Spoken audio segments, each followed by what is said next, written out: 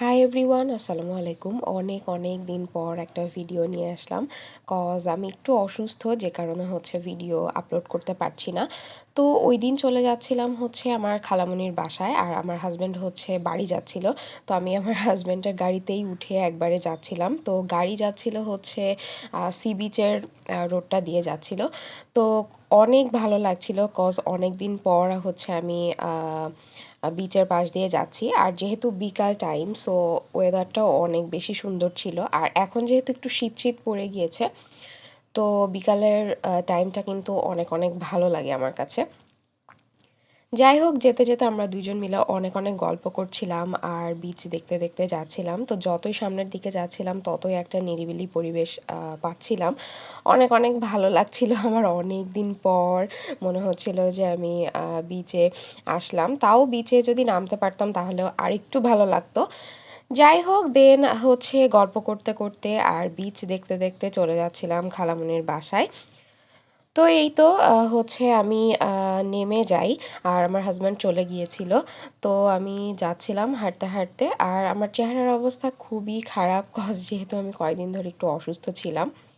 আর এইটা মৌ সিম বলে। এই সিমটা ভর্তা করে খেতে অনেক অনেক বেশি মজা। বেসিক্যালি এটা আমার জন্যই আনা হয়েছিল, এটা ভর্তা করে দিবে খালামণি।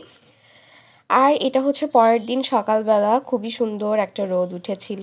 আর তারপর দুপুরের দিকে ওই মৌসিমটা ভর্তা করা হয়, আর চিংড়ি মাছ ভর্তা করা হয়েছিল, আর মুরগির মাংস। তো এইটাই ছিল দুপুরের মেনুতে।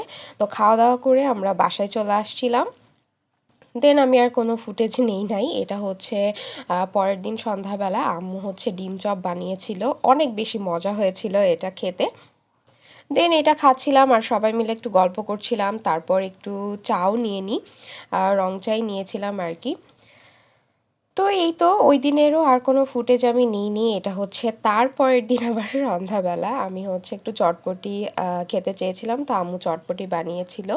অনেক বেশি মজা হয়েছিল, প্রচুর টক আর ঝাল দিয়ে আমি খেয়েছি। তো অনেক ভালো লেগেছে।